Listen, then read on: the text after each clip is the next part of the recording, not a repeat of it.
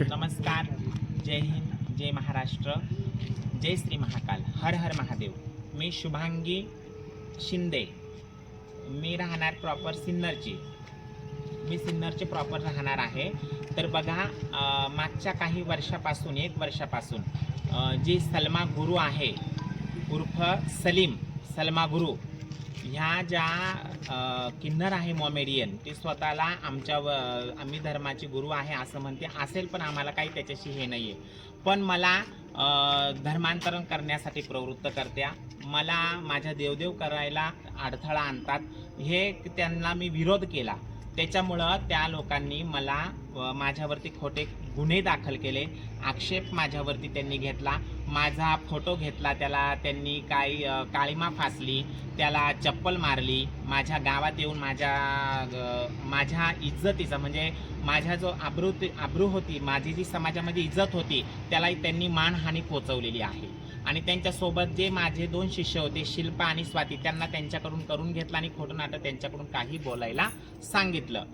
आणि त्याच्यानंतर जी त्याला गळे छाती लावतीये, ती जी किन्नर आहे ती ओरिजिनल किन्नर नाही, ती सारिका म्हणत्या. तो सुनील आहे आणि तो 2 पोरांचा बाप आहे. त्याला 2 मुलं आहेत. त्याची बायको संगमनेरची आहे. हवं तर तुम्ही इन्व्हेस्टिगेशन करा, इन्व्हेस्टिगेशन बसवा आणि ते बघा. समजलं? हे सगळं कायद्याला गुरमराहा करण्याचा प्रकार त्यांनी केलेला. इथं पण नाशिक इथं पोलीस स्टेशनला येऊन टाळ्या वाजवल्या, खूप त्यांनी तमाशे केले. 150 किन्नर ते आले होते. आम्ही 5 किन्नर. मी लपू नाही तर मी काय करू.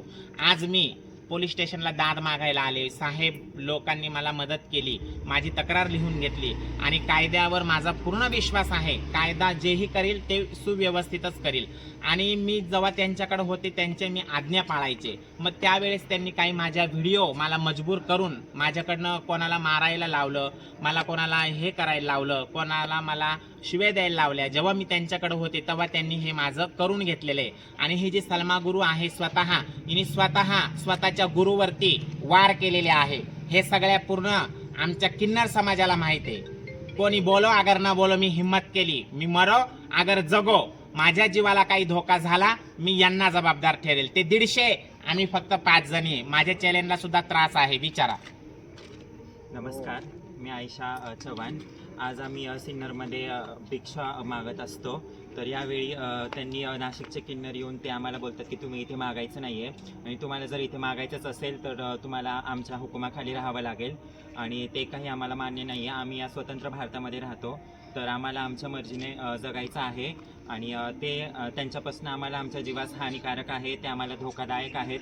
ते आज 150 आहेत, तर आम्ही 5च जण आहेत. तर आम्ही आमचा स्वतःचा गुजारा कसा करायचा हे आम्हाला कळत नाही आहे. त्यासाठी आम्ही पोलीस स्टेशनमध्ये आलेलो आहे पोलिसांना न्याय मागण्यासाठी. मी मयुरी लक्ष्मण निकम. ते आम्हाला खूप 1 वर्ष झालं तेव्हापासून आम्हाला खूप जबरदस्ती करता.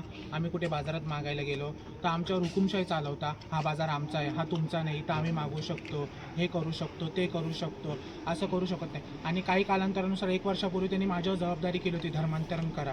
ते मी नाही करू शकत, कारण मला ते मान्य नाही. मी धर्मांतरण नाही, त्याच्यामुळे ते आम्हाला हुकुमशाही गाजवत आहे आमच्यावर. त्याच्यामुळे आम्ही कायदा सुव्यवस्था यांच्याकडे दाद मागतो का आम्हाला लवकरात लवकर न्याय मिळवून द्या.